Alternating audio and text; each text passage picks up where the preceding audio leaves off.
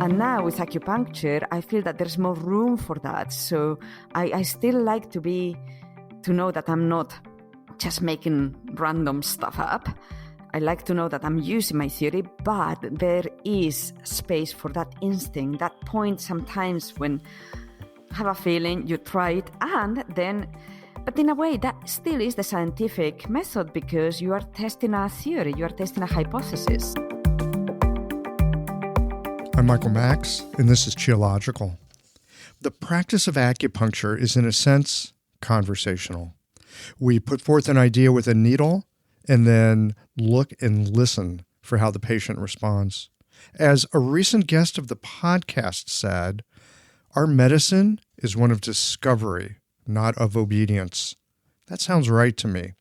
We have our theories along with the whispers and admonitions from our teachers. There's the theory behind the procedures or the perspectives that we'd love to read in our books, but in the moment of doing our work, when it's just us, without the supportive scaffolding of another's experience or reputation, in those moments, what do you rely on? How do you navigate toward knowing that you're taking your patient along in an arc that leads to greater health and well-being? Another recent podcast guest gave me deep pause with this comment. The practice of medicine is proving to ourselves that it works. Hearing this reminded me of the moments somewhere in the middle of my acupuncture school education when I started to trust what we had been reading in our textbooks. Anybody can write anything into a book, but that doesn't make it real. What started to make it real was when a patient was able to describe the sensation that she felt that traveled down her leg to stomach 45 after having been needled at stomach 36. It's when reality confirms the books, when experience proves the theory, when a targeted treatment based on a clear diagnosis gives reliable feedback so as to allow us to see if we were right or not with our idea. That is when the medicine becomes alive. It's those moments when attending to the fluidity of the present moment, unencumbered by dogma or even the lure of past success, that has allowed for this moment of discovery with this patient in this time and this circumstance, and to be available to what is being asked for now.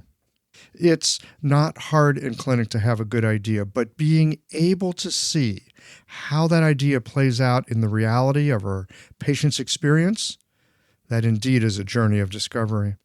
It raises the question in my mind of, is it our accumulated experience from success, our knowing what has worked in the past, that helps most in the clinic, or is it that distilled and refined sense of perception that allows for making appropriate decisions in the unfolding moment? I've had more than a few students ask me about the problem of not having confidence when they graduate and start a practice. In my mind, it is possible to have some competence when you graduate, but confidence, that comes later after you've had an opportunity to engage with patients on your own and work through enough difficult encounters so that a kind of anti-fragile resiliency naturally begins to arise. In a moment, we're going to get into a conversation with Vanessa Menendez-Covelo on cultivating confidence. Vanessa came to the world of acupuncture from high tech, which on first glance, it might seem like these two pursuits have nothing to do with each other, but in fact, both are complicated interactive systems that both require a focused attention while at the same time attending to the wider environment.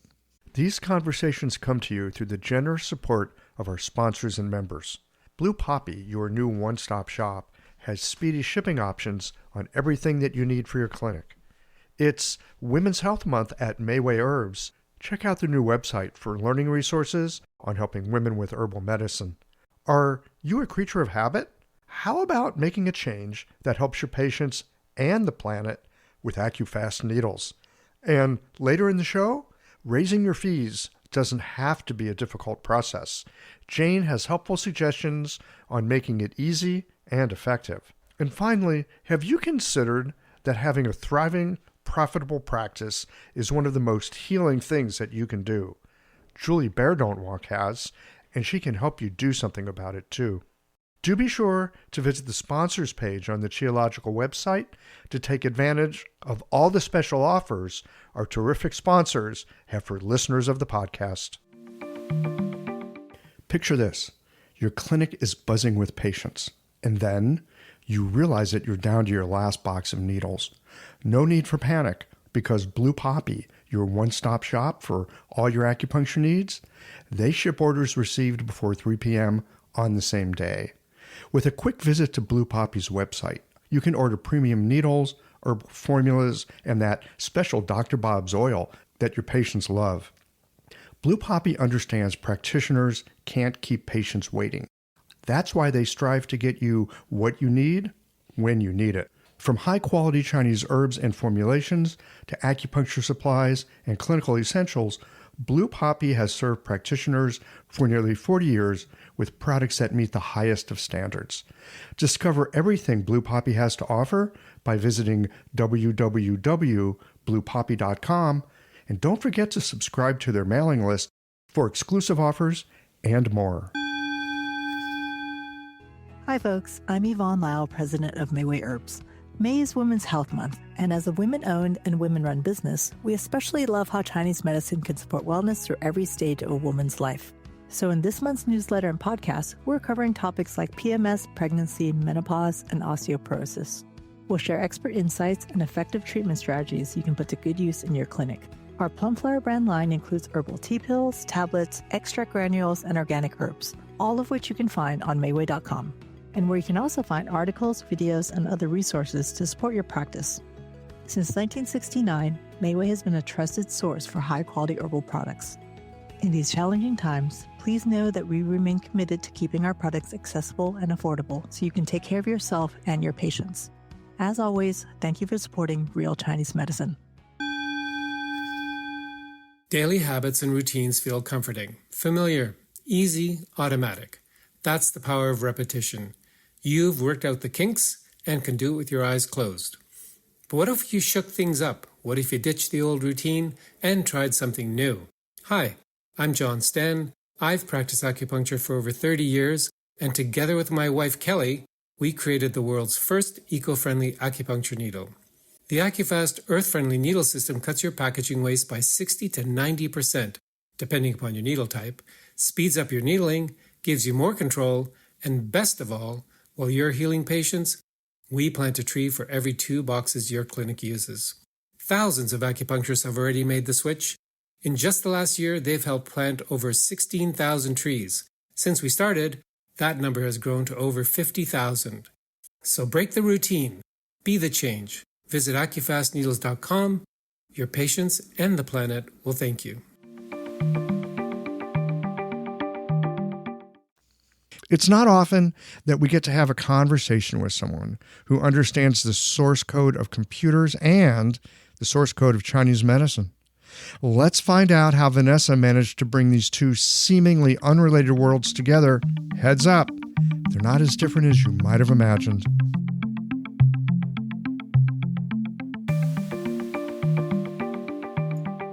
Vanessa Menendez-Covelo, welcome to Qiological. Thank you very much. I'm so excited. After so many hours of listening to the podcast, I can't quite believe I'm in it now. Now you're in the podcast. Holy smokes. What's it like to be in the podcast after just being a regular old listener? I don't know. I'm a bit like, oh my God, am I going to come across as an idiot? I come off as an idiot every day in my clinic. I think there's actually a lot of value in being willing to come across as an idiot. Something that I learned in my previous career in technology was to be brave enough to ask what could come across as a dumb question, because in the world that I was working in, sometimes people would try to bamboozle you or kind of get away with their plan by making you feel a little bit silly. And then I was like, you know what? I'm okay with you thinking I'm silly, but I'm going to ask the question. That's brilliant. I mean, that totally works in Chinese medicine, especially if we've got a patient, we're not sure what's going on, or maybe they're lying to themselves, or we just don't get what's going on. Sometimes, I don't know about you, I'm like listening to someone, it's like, I got no idea what's going on here. And it's hard to stop them from like a certain kind of frame of or train of thought that they're on. And like a really bizarre question will stop them. Yes, and when I was younger, I did have a bit of a chip on my shoulder about people thinking less of me. But then I realized that it's actually a bit of a secret power in the sense that if people think, oh, she's not very bright or she doesn't belong here, then that gives me actually a lot of leeway to first surprise them, hopefully, but second, to get the conversation where I want it to be. So you're originally from Spain. You live in the UK now. I don't know if you watched this show when you were a kid. When I was a kid, there was this TV show called Columbo. It's this detective. He's always wearing a trench coat and he's always got a cigar. And he's brilliant, but he comes across as just plain stupid. And he'll just act like this dummy and ask these ridiculous questions that always gets like the criminal to tip their hand. Yes, he's always like, what he used to say, just one more thing or something like that. That was Steve Jobs. They're all mixing inside my head. Steve Jobs, Columbo. Same. So tell us about your previous career. What was that? So I grew up in Spain. I was born and grew up in Spain, in the north of Spain. It's called Asturias. It's very rainy and very green, which people don't expect when they think of Spain. But that's sounds like Seattle. Yeah, a bit like that, actually. And then I studied computer science because when I was a kid, you either had to go into either a science kind of career or into the kind of arts and literature and things like that. I was always very sciencey. I liked maths. I love maths. So at the time, and we're going back to 1991, computer science was a very new thing. The degree actually in my local university was only, I don't know, about 3-4 years old. Yeah, no, that was brand new. I got into computers just before you did. And back then you didn't need a degree. All you needed was to know how it worked and to be able to show people that you could do things. That's all you needed. And then about 5 years after I got into it, sounds about the time you did, then you needed a degree. Yeah, but now it's gone back to full circle because I've hired a lot of people without computer science degrees. But so I did computer science, a BSc, then an MSc. And then I really wanted to do a year abroad. So it wasn't even Google. It was just the web. It was the web and it was all static and the pages took forever to load. But I went into the web and I found that a university had a master's degree in, what was it called? Computer speech and language processing. So I just applied. As you do, I applied to Cambridge University. It sounded interesting, something you found on the web. Yes, it Perfect. Truly was exactly like that. So somehow I found myself at the University of Cambridge doing a master's degree in teaching computers to understand human speech. So I did that, and then I worked with one of my lecturers, started a company doing that, and we built the software in the airports when you've got the CNN screens and they've got the subtitles. Yes. So we built that software. Well, rather, he built it. He was very bright. He's still very bright. But I was part of the team doing maybe I wrote like 10 lines of code. So it was like that closed captioning stuff where you see people talking and then it So you're like early days of like Siri and Alexa and all this stuff that we take for granted now because we talk to our computers without even thinking about how magical it is. Yes. And at the time, it was just like... So for example, I could not test our system. I was never allowed to test our system because my accent just would not work. Mm-hmm. Because we only had the training data for white middle-aged British men or white middle-aged American men. So we had British English and then American English, and those were our training sets. So I did that for about 5 years, and then I had and it wasn't even midlife. I had a quarter of the life crisis and I went to India to do yoga for about 4 months. Then I moved back to the UK, but I moved to London because I wanted to study with a very specific yoga teacher, which I did, Hamish. And I couldn't find any work in the field in London because the more kind of sciencey or technically or researchy work in technology was all outside, Cambridge, Oxford, Reading. So my flatmate said, why don't you apply to an investment bank? And I said, sure, what's an investment bank? So you are one of these people that something comes along, it tickles your attention, you pay attention to that. Yes, I always think that if I was a kid today, I don't know if they would have diagnosed me with something. Of course they would have. Sure they would have. Yes. And they would have probably medicated you as well, which would have been a big mistake. Yes, I get easily distracted, but then when something captures my attention, I go for it, and I go for it with a sense of curiosity. So that is, when I moved to London, that's when I started receiving acupuncture for a torn hamstring. And then it was like a whole world. Like I just couldn't believe how I could go there. And I hated needles, but I went there and I walked out an hour later just feeling fantastic. Yeah, it's so bizarre, isn't it? It's like, how the hell did that happen? Yeah, it was just like I just couldn't wrap my rational mind around it. But because I was doing so much yoga, there was another part of me that kind of resonated with it. For the next 10 years, I worked first at Goldman Sachs, then at JP Morgan. And I was receiving acupuncture every couple of weeks, every 3 weeks, I think. That was my kind of maintenance rhythm. And then in 2016, I went and resigned one day on the spot. Why acupuncture, though? This is great. Like computers, investment banking, some yoga.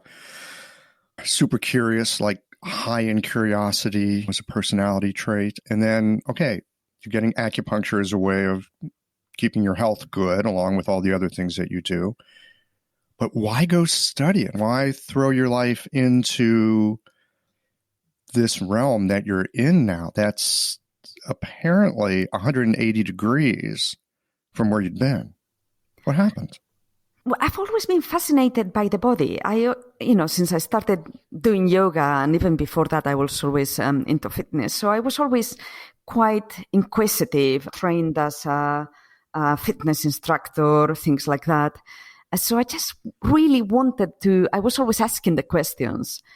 And then when I resigned, it was my husband who said, you've always been fascinated with acupuncture, and it might actually be a better fit for you. Mm-hmm. I think what happened is, so all my previous jobs have been mostly in big corporations. So what happens in a corporation is you have a team and your team's got projects, and then there are other teams with other projects. And then there's always conflict. I used to walk into the office to conflict and spend my day dealing with conflict, and then just go home, rinse, repeat. Mm-hmm. When you are an acupuncturist, you want the patient to feel better. The patient wants to feel better. So you're on the same team. Yeah. You are two people with the same goal. Mm-hmm. So there's an alignment. And to me, that was absolutely the right thing emotionally and also spiritually. I'm curious to know about the skills that you developed in doing investment banking, the skills that you developed in doing the computer work, the skills that you developed in working with groups and conflict and all that stuff, and how you brought it into your current practice. How does your previous experience inform some of the work that you do today? Because I don't think we throw anything away. No, we do not. There's the most basic stuff is that, and I think it came together during my third year when we started doing the student clinic.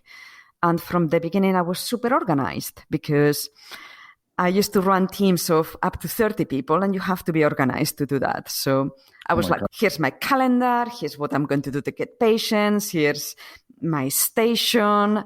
So just basic organizational skills really came to use at that point. But I think for me, the more interesting side of it is that I think of trying to help people with acupuncture. I think it as debugging humans. Debugging humans. Yes. So for those people who are not computer programmers, when you write computer software, if you're very lucky, it works. If you're not so lucky, it doesn't work. Something's wrong, and you call that a bug. And that story comes because in the very early times, computers were massive. They were the size of wardrobes. And I think there was one time when there were literally bugs inside one of them. I heard that was the story, that these computers, it might have had like 2K of memory or something. Something today it wouldn't even register, but it would like fill a whole room. And they had these electrical switches. They didn't even have like circuit boards. They had like electrical switches that would like flip back and forth. And evidently a moth was on one of these little circuits just as the thing was switching, and it smashed the moth and it wouldn't complete the circuit.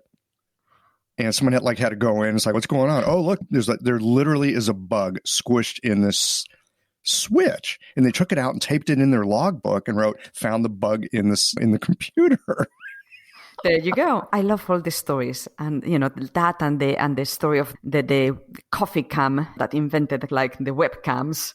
I love all these stories. Wait, how did that happen? Oh, so I don't know that story. So that was at Cambridge University. My master's degree was taught in between the engineering department, where the ladies' toilets are in the basement because, come on, women. But never mind.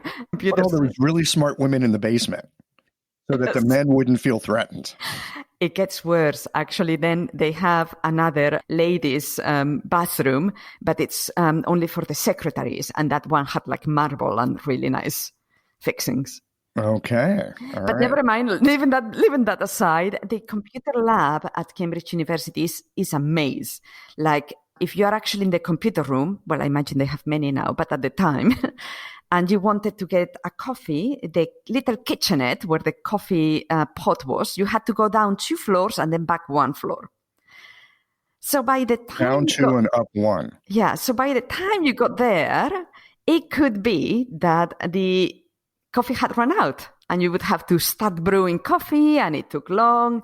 So these 2 guys apparently found it very annoying, and they literally invented a webcam to watch the coffee pot.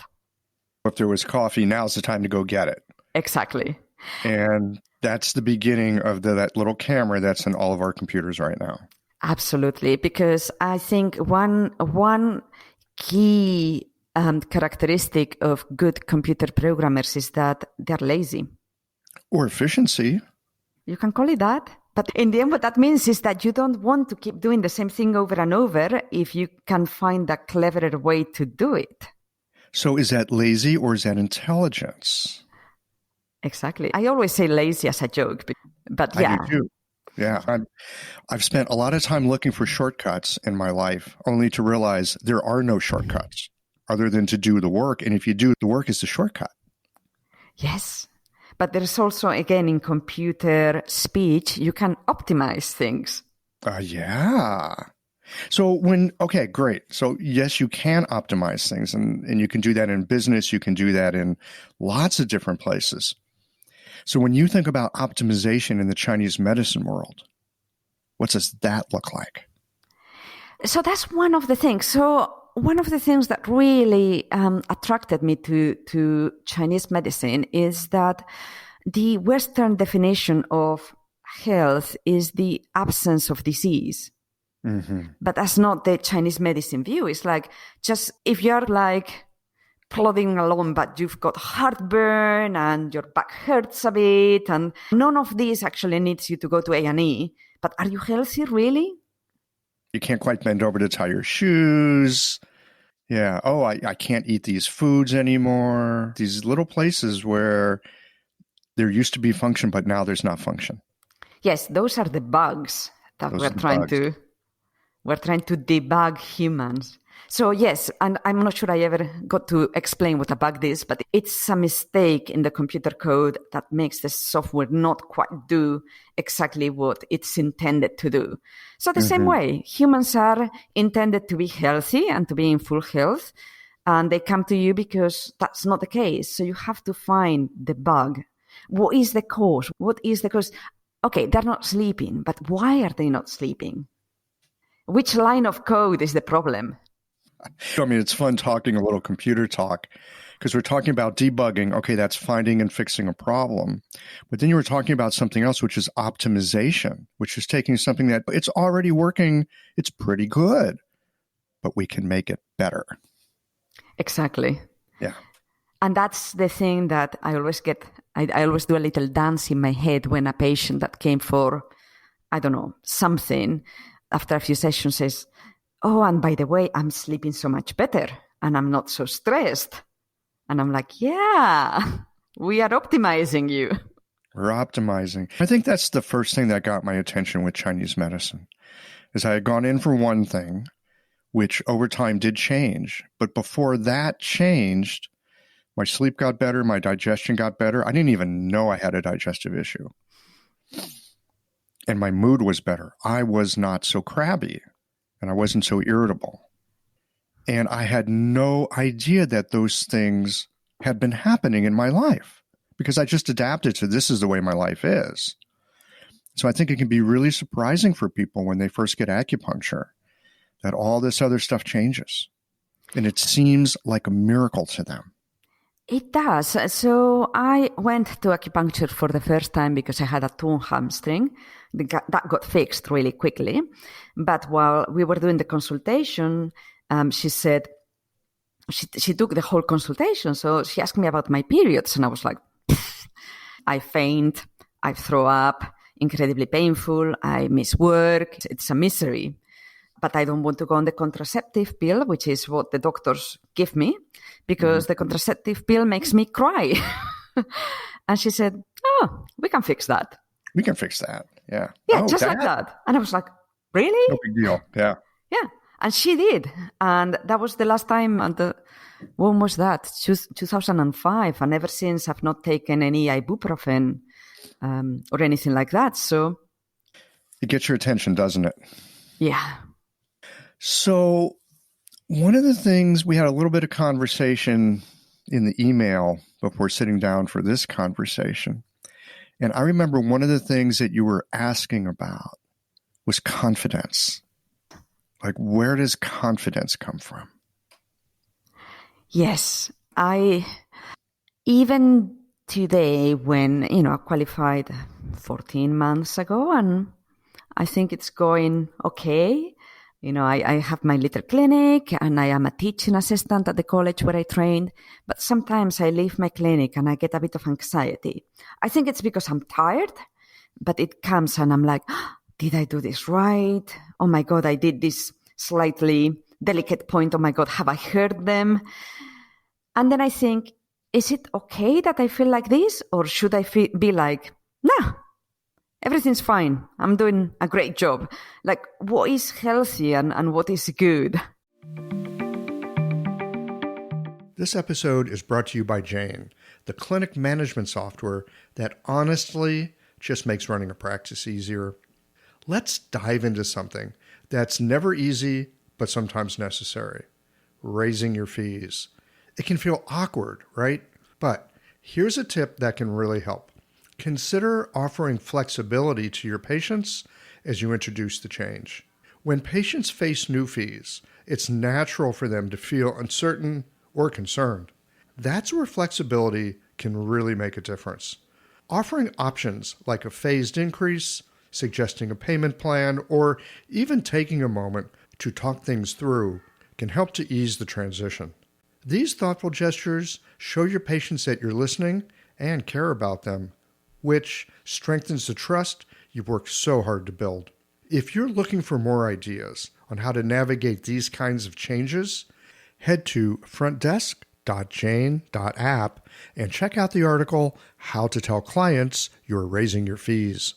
One last thing, if you're ready to give Jane a try, you can use the code CHIOLOGICAL for a 1-month grace period on your new Jane account. That's a great question. Wow. I've got some thoughts about it. I'll share them with you, but I'm curious to hear more of your rumination on it first. Okay, yeah, I can ruminate with the best of them. So I personally think it's better to not have full confidence, because I think that's when you can make mistakes. And I would, if or when I make a mistake, I'll tell you the story about the lost needle. That was a good one. So if and when I make a mistake, I strangely, but I will feel better if I was actually feeling a bit unsure. If I felt that I was in denial about the possibility that something was wrong, then I would be a little bit disappointed in myself. A little bit like the people that drive a car really fast because they think they're so good. That thing of being overconfident I have experience with this. It's like, oh yeah, I know what I'm doing. Watch this. I always know when I'm in trouble.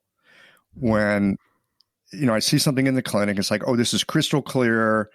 And we're going to open a can of whoop ass on this thing and watch this, right? Here comes the magic, right? It's like, oh, they just pitched me the perfect pitch. I'm going to knock this out of the park. I know to be very careful in that moment. Yeah. Because overconfidence, the amount of confirmation bias that I'm looking at and the contraindications that I'm not looking at are probably really huge. Now, sometimes I am confident and I do know what to do and I do knock it out of the park and it is fine. But I found that to be a really tricky line. Because Richard Feynman, the great physicist, said, you must not be fooled, and you are the easiest person to fool. It's so easy to fool ourselves. And so I think confidence is really important. We have to have a certain amount of sense that we know what we're doing. But overconfidence can be very blinding, and then you run into trouble. So I'm really with you on that if I'm going to be making mistakes, I want to do it with the awareness that I'm in troublesome territory or I'm in murky territory. And the mistakes are part of that process of figuring out what actually is going on. I had a teacher who, not just one teacher, many teachers have said this, that you do your very best to make a clear diagnosis, and then you specifically treat exactly what that diagnosis is. Don't add anything. Don't take anything away. Look it in the eye, treat it directly, add nothing. Because the patient's response to your treatment will help you clarify your treatment. But if you're murky and, some of this, some of that, I'll do this, I'll do that, blah, blah, blah, nothing happens. Absolutely. And in a way, what if you have to debug your own treatment? So a new patient comes in and you identify 10 different patterns and you put 30 needles on them. And then they come back and they're like, I actually felt worse. How do you know? What is it? What was it that went wrong? What was it that didn't work? I am always of the school of less is more. And I guess that's what I found really interesting, because all sorts of people come into acupuncture school and have different personalities. And I lost my train of thought. We're talking about debugging our treatments. Yes. Oh, yes. I remember now. So I've met people who, from the beginning, from day one of acupuncture school, wanted to discuss the very, very subtleties of the most advanced aspects of Chinese medicine. And I was like, dude, I still can't distinguish between yin and yang. Yin and yang is the tough one. Yeah. Yin and yang is I think it's the most difficult because it's very simple, but it encompasses everything. So if you're talking 5 phases, you're talking Liu Jing, 6 conformations, it's a little easier to be concrete with things, but yin and yang, oof. Yeah, and I'm all about get the basics right, like really. And I think, again, it does come from that background in computer science. I was incredibly lucky to start at it at the time when we wrote machine code. Do you remember machine code? Okay, so I have a confession to make. I worked in the high-tech industry for 10-ish years. I'm still doing high-tech. I've got a podcast, right? Yeah. I use all the skills that I used to have. I could not write a single line of code if you put a gun to my head. No, just no code. No code. I can't do code.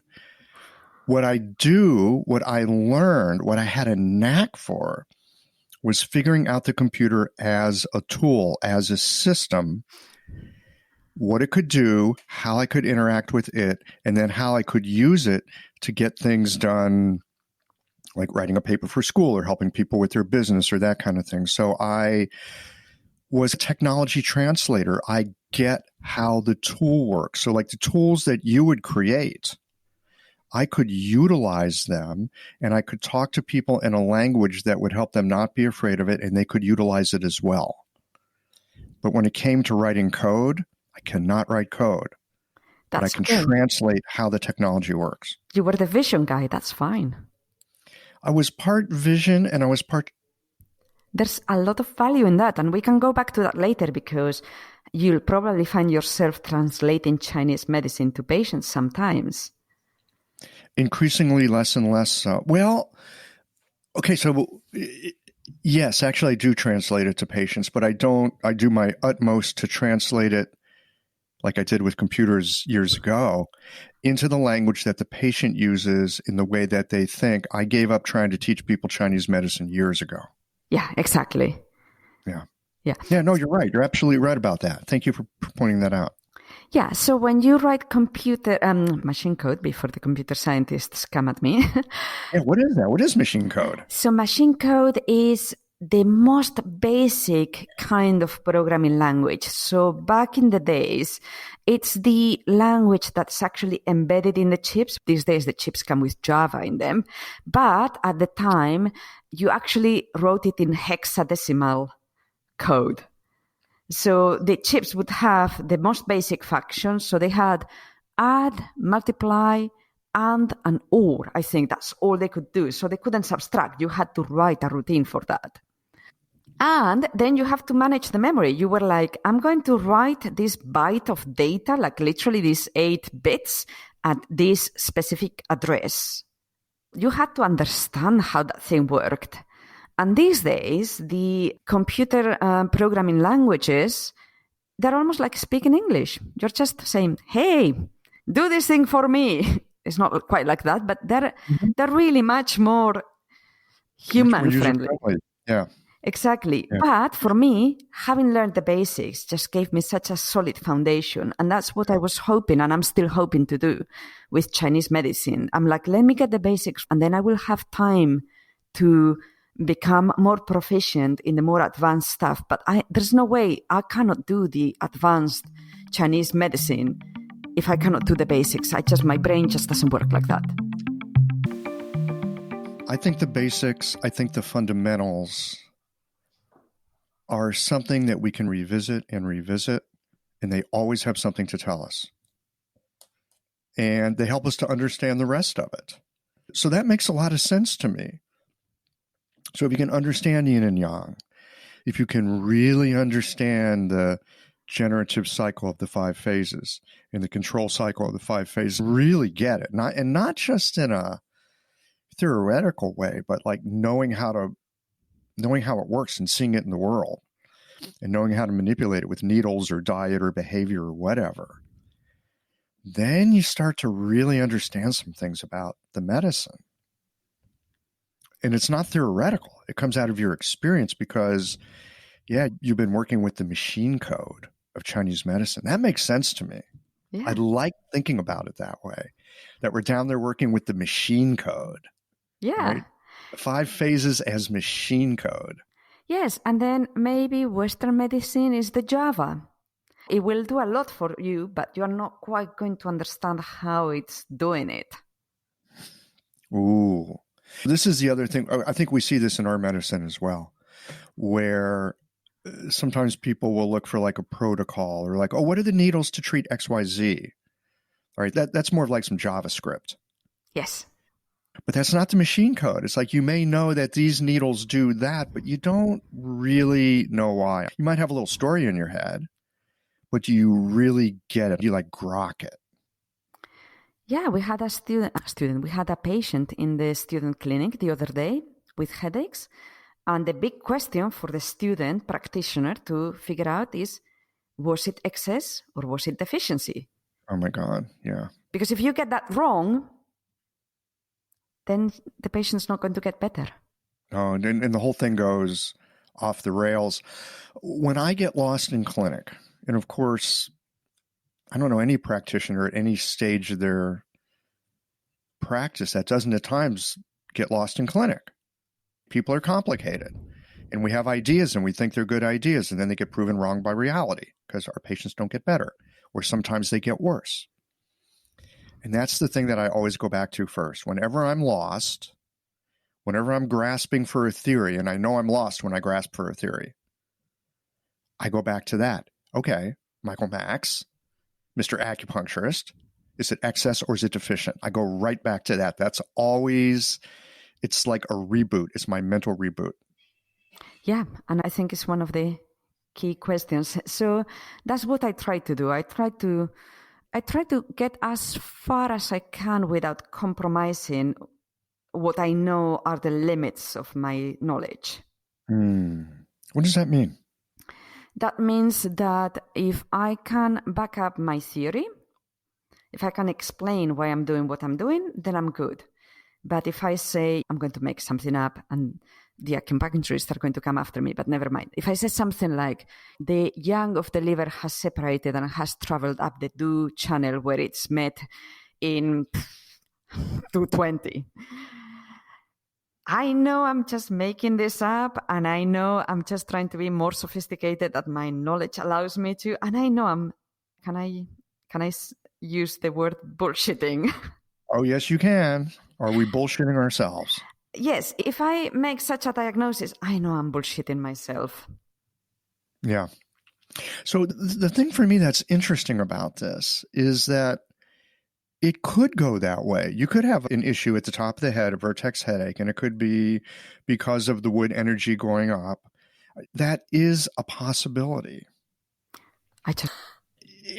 So this to me is the really interesting fine point of what we do, because we could make a theory and make these things connect. When you look at the internal trajectory of these channels, these things connect and blah, blah, blah. We could make that up. The question for me always is, was it helpful? And if it's helpful, if that idea actually worked out, then we were right. And sometimes I look at it from this point of view of, okay, did I come up with the theory and I treated that way and so it worked? But there's other times I'll treat, and sometimes I'll find a point and I just know it's the right point to do. But I don't exactly have a theory to plug it into, other than knowing this point seemed like the right one to do. And when I did it, the pulse changed. And when I did it, the patient's complexion got better. And all the little markers that I use to see if a treatment is on or off said yes. And then I try to plug it into a theory and I go, I could make something up here. I could maybe reverse engineer it, but I don't know if that's actually true. It's just that we happen to have all kinds of different theories that could explain it. Yes, and there's a lot of value in instinct, I think. And again, I think it's one of the things, because what happened to me is that I came to a point in my life where my life was a little bit schizophrenic, because I was getting up very early. I have an Ashtanga yoga practice where 6 days a week I go to my yoga studio at 5 in the morning, and I practice for about an hour and a half. And I've had some really esoteric experiences in the 17 years that I've been practicing. So I was doing that. And then from there, I was getting on a bus and going to the most corporate world you can actually ever imagine. So it was almost like I had two capable sides of my brain, but they were not integrating at all. And now with acupuncture, I feel that there's more room for that. So I still like to know that I'm not just making random stuff up. I like to know that I'm using my theory, but there is space for that instinct, that point sometimes when you think, you know what, let me just, as you say, you just have a feeling, you try it, and then But in a way, that still is the scientific method because you are testing a theory, you are testing a hypothesis. Exactly. Yes.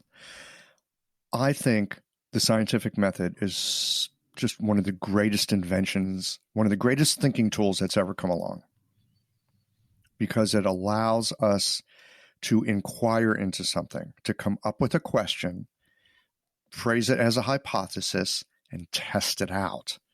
And I think we do this all the time in our practices. We call it a diagnosis. These days, I think of it more as a hypothesis. Yeah. And yeah, I think there's plenty of people in our profession. It's like, we don't really do science. We're doing this Chinese medicine. It's different. But I don't think that's the case at all. I think we very much are using the scientific method in the work that we do. And like you're saying, you sometimes get these inspirations, you get these ideas. How many scientific discoveries, like the guy who came up with was it the benzene ring or something?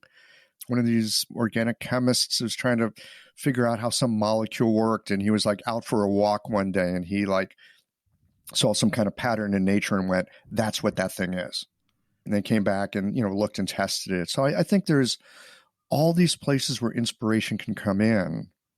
The question is, do you have a mental framework like you have from all the work that you've done and all the study that you've done?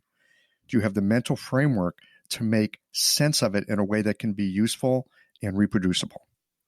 Yeah, I think all these years working with computers have basically rooted me in that, because you write code and it doesn't work and you can get mad at the world, but if the code doesn't work, it doesn't work and you're going to have to find the bug. Sounds a little bit like a Zen practice. Yes. Yes, and actually the best computer programmers I've ever met were quite meditative at it, and they were also really creative. People tend to think of computer programmers as people who do really mechanical work. They think it's like putting bricks on a wall. But the really good ones, good code is still, I haven't written a line of code for 5 years now, but if I see good code, I still get quite excited about it. Mm. So for many years, I've used WordPress for my sort of front door to the internet of my clinic, and for many years for the podcast as well. And I think it was like in the early days of WordPress, there was like a little tagline somewhere in there that said something to the effect of code is poetry. Or it can be something quite horrible. Have you ever heard of the obfuscated code competitions? No, I haven't. It sounds a little bit evil.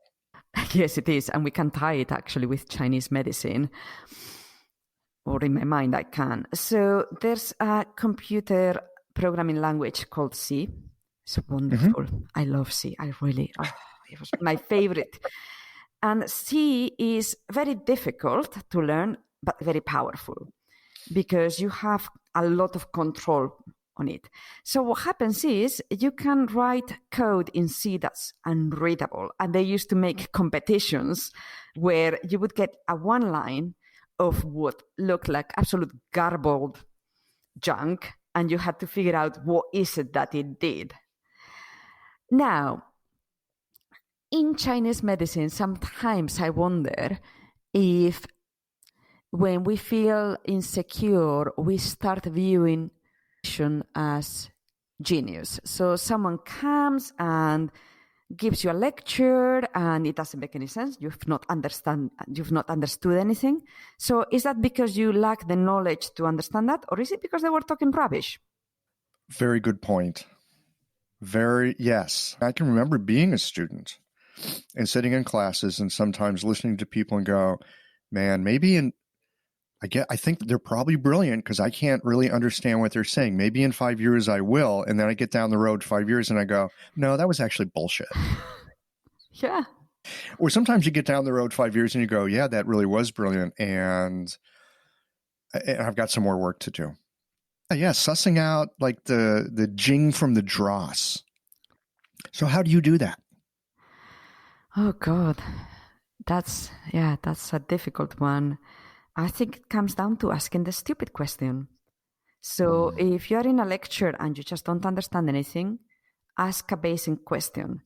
If the lecturer gets offended by your question, or doesn't answer it directly, then I'm going to stand up and say that person's bullshitting. Yes, I would agree. And I think we could take that in any realm whatsoever, not just Chinese medicine.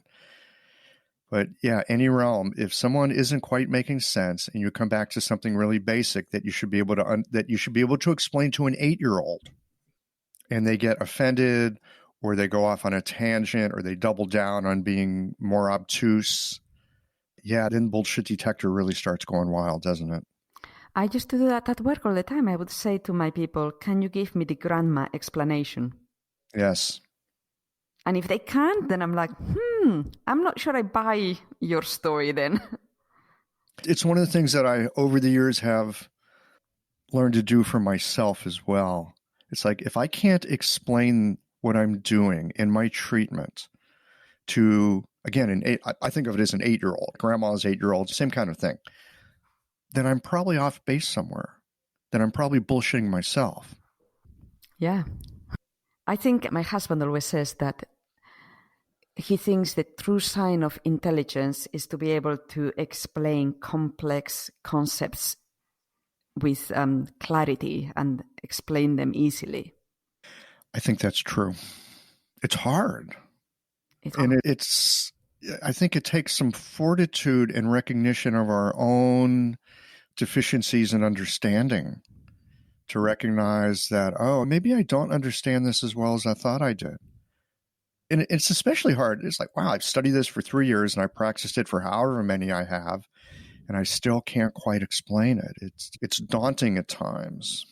So what do you do when you realize I understand a piece of it, but there's a part that I don't quite get yet? What do you do at that point? I go to my community. So here's what happens. I'm a very petite Spanish woman speaking a language that's not her native language. So that is... Because machine language is your native language. Yeah, exactly.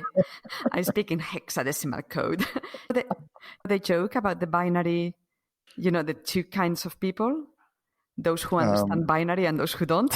No, 10 kinds of people. I can't even tell the joke. So the 3 kinds are? No, sorry. The joke is there are 10 kinds of people. Those who understand binary and those who don't. That's a little bit of a geeky joke there. It is, yes. I am. In this framework of petite foreign woman in computer science, in investment banking, I could never afford to bullshit anyone. Oh, of course not. No, you had to bring beyond the A game. Exactly. It's like, and people were very nice to me in investment banking. There's always all sorts, but there's all sorts in all paths in life. But I didn't fit the stereotype of a computer scientist. So, for example, I've seen other foreign people actually get from the get-go much more immediately accepted. But that's because they fell into the stereotype. But I didn't, so I could not afford to bullshit. I had to be really clear in my explanations of things, and I had to really either say something I was sure of or shut up or ask the damn question. So over the long haul then, that actually worked in your favor. It made you better than you otherwise might have been. I think so. It's one of those things where the difficulties always end up making you stronger. But what's the saying?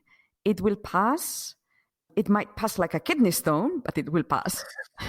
It's the first time I've heard it that way. I like that. It might pass like a kidney stone.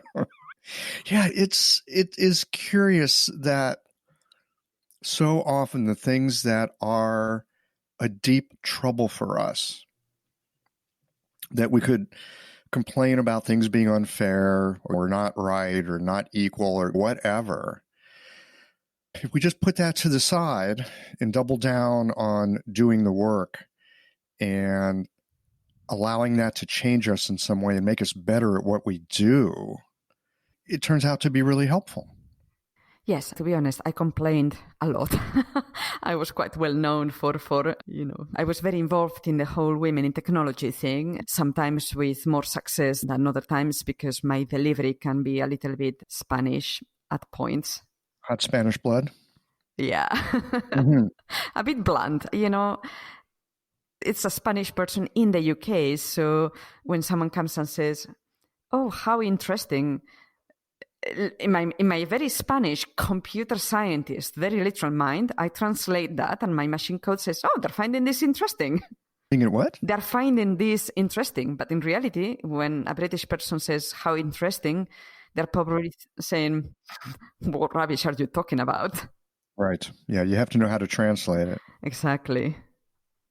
I keep coming back to how you have this mind that can do machine code, but it also can do Chinese medicine. So from that perspective, because we got all these theories and different ways of putting things together, what would you consider the machine code of Chinese medicine? I think the machine code is probably the 8 principles. Is it internal? Is it external? Is it cold? Is it hot? You ask those questions, and then once you've got that, if you want, you can go beyond and be a bit more sophisticated than that. But if you don't get that right, then it doesn't matter how sophisticated your diagnosis is, it's not going to be correct. So we have to come back to that one. I think so. I'm a huge believer in the basics, maybe because I'm still a bit basic myself. Having a thriving, profitable practice is one of the most healing things you can do as a healthcare practitioner. Because a robust business is the ultimate expression of vital qi. And that's the heart of our medicine. I'm Julie Bairdontlock, and I help practitioners grow nourishing, profitable, authentic businesses that embody the generative cycle of Chinese medicine. This isn't about all yang all the time. It's about expanding your own internal capacity, growing collaborative relationships with your patients for ethical patient retention, and marketing as an extension of this medicine, not a necessary evil. You already know that everything is connected in your patients' lives and bodies. The same is true for your business. When we align your systems, your schedule, your pricing, and your offerings with you, we create flow, which means more spaciousness, more impact, and more joy. When you are in the flow, fully resourced in terms of chi, time, and money, your business becomes a source of healing, not just for your patients, but for you. Let's grow something rooted, radiant, and real.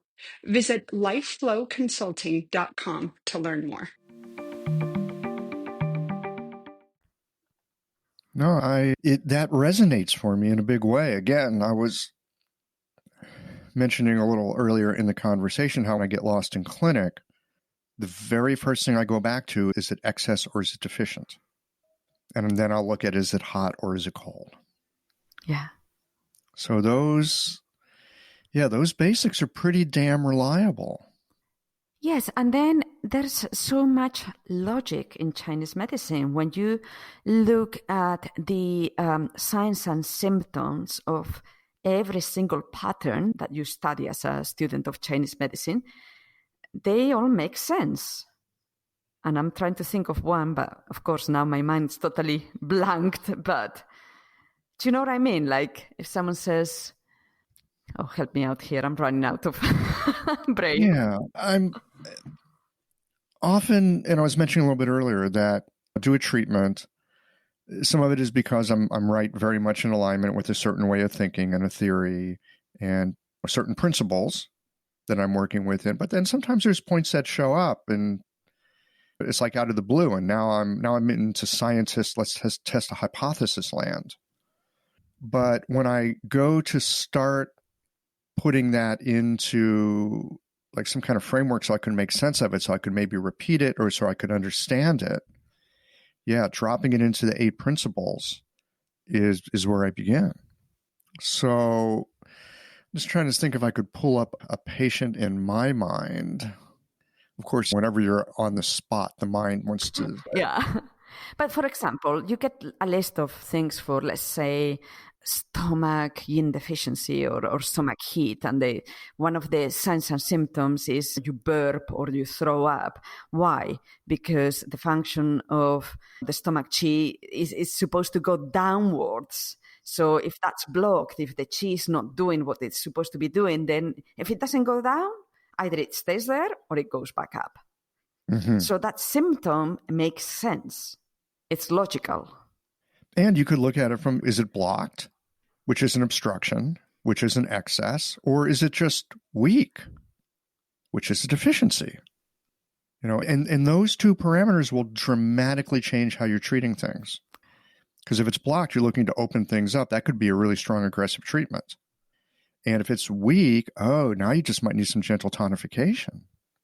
You've just made me think of decision trees and pruning trees is algorithm theory for computer science, where we use them a lot in speech recognition. So I start talking and you don't know what my next word is going to be.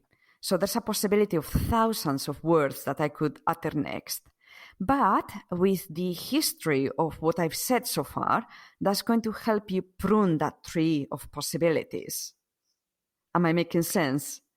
I watch this happen on my phone when I'm doing like speech to text, and I'll watch it write out a word, and it'll come up with one word that sounds like another one, but because of the words that come after it, it will self-correct itself. Yeah. Or sometimes it will be the right word, but then it puts the wrong word in later, but I didn't go back and double check it. And that's why speech to text can be so hilarious if you don't check it later. Oh, you should have seen it 20 years ago. But yeah, I can see that. And we often see these decision trees, like in the various textbooks, especially the beginning textbooks, yin, yang, and you go down a certain decision tree. We all learn from those. And then we also learn that you can't put people in boxes, even though boxes are a helpful way in organizing our thinking, right? It's like use the boxes and then the boxes disappear. It's kind of a magic trick. With the background that you've got in decision trees and pruning them and algorithms and ways of thinking, is there a way? I'm trying to think of how I phrase this, because one of the tricks to learning Chinese medicine is learning to think both in a decision tree fashion and at the same time think in and that's very linear. Yeah. But at the same time, we're taught to think in a very circular, nonlinear fashion. Both of these things are true pretty much simultaneously. Does that make sense to you? It does. And I think in a way that's where I managed to integrate those two sides of my brain, where I was having all these, I can't remember which one's the rational, which one's the more like arty or intuitive brain. But in my yoga practice, I was having all these kind of like intuitive, being one with the world experiences. Mm-hmm. And then the rest of the day I was doing maths. And now I find that it's all a bit more morphed together, which is quite nice. They are so different, those two different ways of thinking and being. But much like yin and yang, where apparently we have these two things and they're completely opposite, they really do speak to a greater unity. Yes, and I'm thinking right now, for example, I think one good example of this is I don't know what is it about lockdowns that are making people want to have babies. You can guess the basic, but anyway, there are a lot of people trying to have babies right now. And there are women that are driving themselves crazy. All this technology these days, the ovulation sticks and the things that you can actually wear to track your temperature. I see women trying to debug the fertility thing in a really hardcore, logical way. If the heart-uterus connection is not happening. Yes. And what about that thing of paying attention to your body because you're just paying attention to your body? I mean, yes, we've got all these devices these days that will tell you everything from your blood oxygen to your heartbeat to how many steps you've walked to how long you've been aerobic or not. We can We can totally digitize and quantify our life these days. But can we feel what our life feels like? We can pick up and look at our whatever device we're wearing. It'll tell us how we slept. But do we actually know how we slept from the inside is the question that I'm raising these days. And I think I hear you saying something similar. I've got patients like this too. The blah, blah, blah says I'm going to ovulate, da, da, da. It's like, okay, so like, are you feeling attracted to your husband? Are you guys enjoying sex? Are you even making time for it?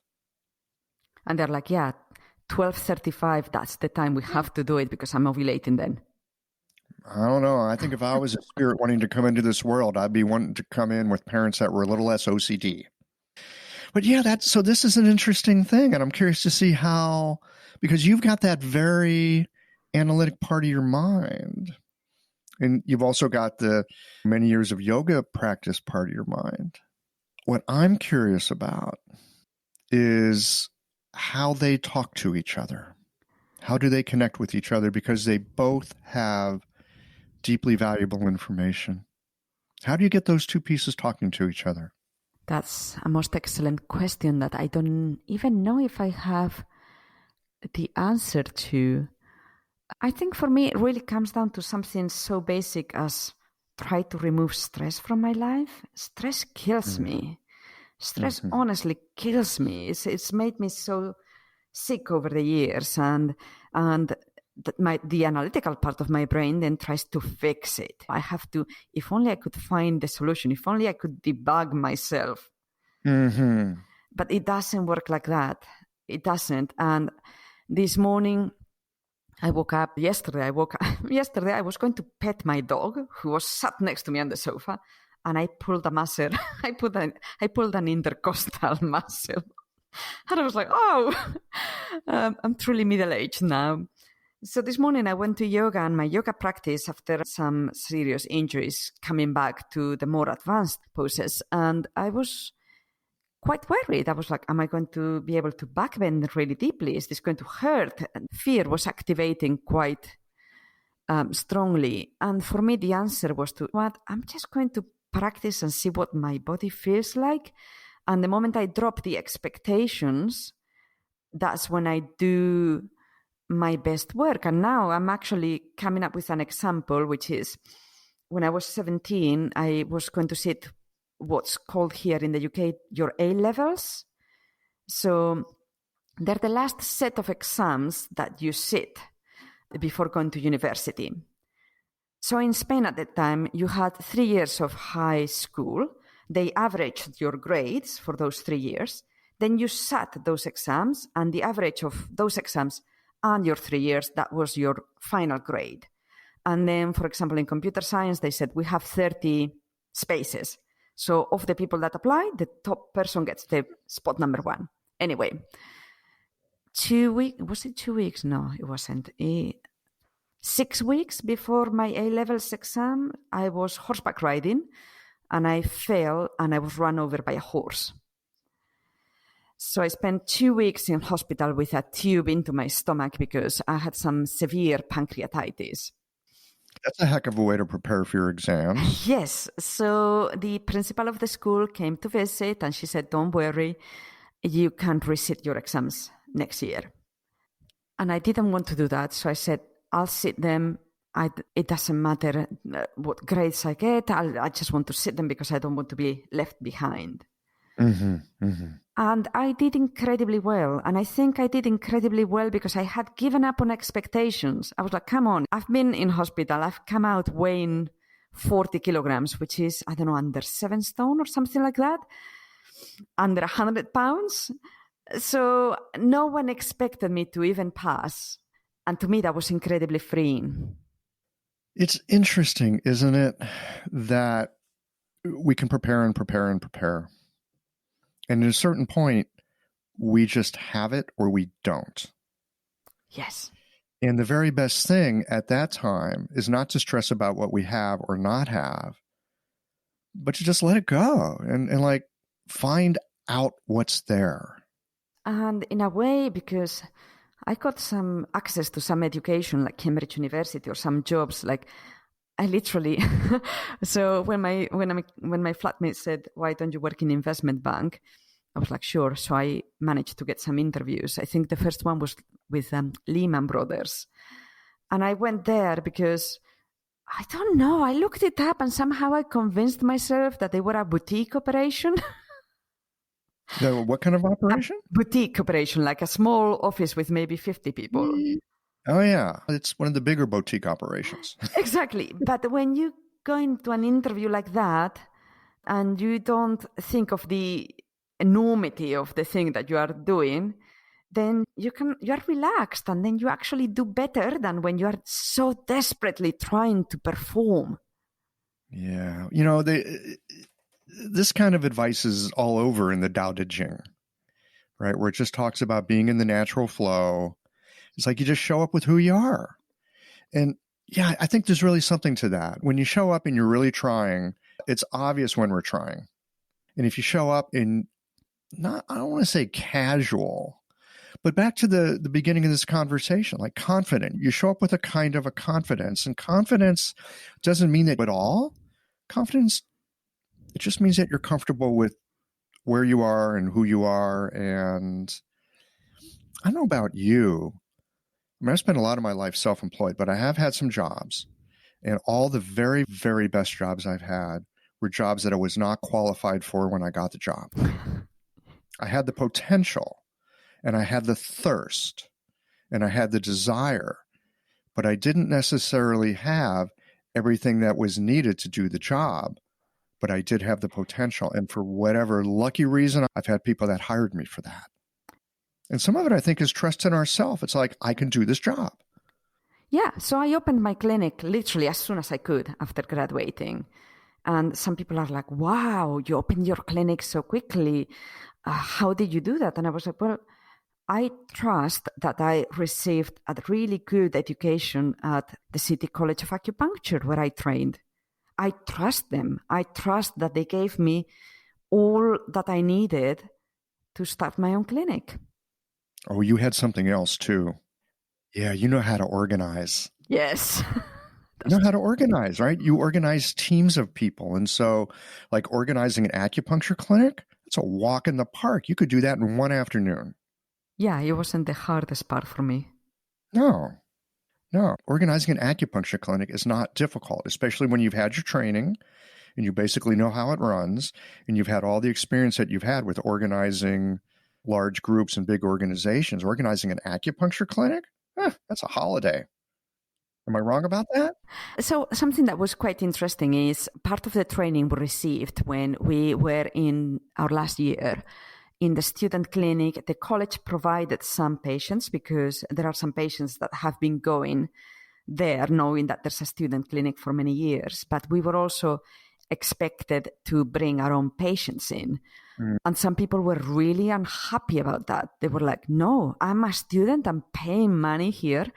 The college should provide my patients." But the way I saw it was, well, fine. Then I'll have patients for a year, and then I'll graduate, open my clinic, and how are they going to find me? I think that's brilliant. The school asked you to bring in your own patients. So they were teaching you while you were in school how to develop a patient following. Yeah. That's brilliant. Yeah, and they're really hardcore about that. Like, you get records of your patients, and then they look at everything. They look at your retention rate. They look at feedback from the patients. They request feedback from the patients. It's all those things that how are you supposed to know? Yeah, especially if you've not done it before. No, I think that's great. I think that's an essential piece of the education. It's not just how do you treat patients, how do you reach out to patients? How do you get patients to come in? How do you retain patients? It's more than just doing the good work of acupuncture. There's a whole lot of other stuff that goes with it. So you were well trained. No wonder you started out right away. There's this thing as well. When I was working in my corporate job, I got sent into a lot of training. They train you to become a manager. They train you into a lot of soft skills. Mm-hmm. And usually, because you get evaluated every year on a lot of stuff, usually they tell you, "You're not very good at timekeeping. So you get sent onto a timekeeping course. But there was someone, and honest to God, I can't even remember who this person is, but he, she, it, said something that changed my life in a way. They said, forget about what you are not very good at. Stop putting effort into that, because you'll only get to make yourself acceptable at it. But if you can outsource it, do that. And then you have time to focus on what you are good at. So now I've got to the point in my clinic where I'm starting to think, should I hire a PA or some sort of, admin assistant? Should I get someone to do my social media? Why? Because I can do those things because I'm organized and I've put all that work into. Do I enjoy them? Not really. Mm-hmm. But I would never actually ask someone to do something that I've not done myself. It's helpful to know the process because then you can manage the person who's helping you. Yeah, and also I think there's a certain kind of humility in having done the work that then you are asking someone else to do. Say more about that. So I have a cleaner. I have a lovely lady who comes and helps me clean the house, because when my husband and I were working all the hours under the sun, the last thing we wanted to do was to clean the house on Saturday mornings. But I can clean my house if I have to. Because I can do that, she's an equal to me. She's this lovely lady that comes in, and if I'm around because I don't have a lot of patients that day, then we have a chat. I actually sometimes put some needles in her. Mm. So because I have cleaned, I value the work she does. And I would never, ever want to lose that. Yeah, thank you. I hadn't quite seen it from that perspective. Oh, it's really touched you, isn't it? Yeah, it did. Oh. Huh. Thank you. So it's probably about time to wind this down, although we could probably go on and on and on. We could. Again, originally we came to this conversation because we wanted to talk something about confidence. Yes. And I'm curious, now that we're here at the end of this conversation, what you have to say to the listeners about your sense of confidence, especially as a new practitioner. Yes. So I would say, just if you've put the work in, then trust in the work. Trust the work that you have put in. For me, that really is, I've put the work in, so I'm going to trust that that's a first good step. And then my other piece of advice would be count your needles. Because I lost one needle once, and it was the worst 20 minutes of all my 3 years of education. Oh, my goodness. Yes, I had a patient and I was treating her for hay fever. So she had some needles. She had some needles in her ears. Then she said, oh, my God, I really have to sneeze. I'm blocking up. I need to sit up. She was laying down. So I said, okay, I took the needles in her hands up so that she could sit up. She sneezed and she lost one of the ear needles. So because I had counted my needles, I was like, we are missing one. And it was horrible. I called my supervisor. We stripped her. We stripped the poor woman down to her underwear. We were crawling the floor of the student clinic with our iPhone torches looking for the needle. 20 minutes later, we were like, we're really sorry. We can't find the needle. If you find it, please come back and bring it so that we can dispose of it safely. And she was quite chill about it. She was like, yeah, it's fine. She left and she came back 5 minutes later. So what happened is she was wearing one of those really molded padded bras. Sometimes they're so stiff that they don't quite sit on your skin. So the needle literally fell in there. And when she went to the bathroom and she moved her clothes around, the needle poked her boob. So yes, count your needles because it's a horrible feeling. That's great. Vanessa, thank you so much for the time today. I've thoroughly enjoyed our conversation. It's been so much fun. Thank you.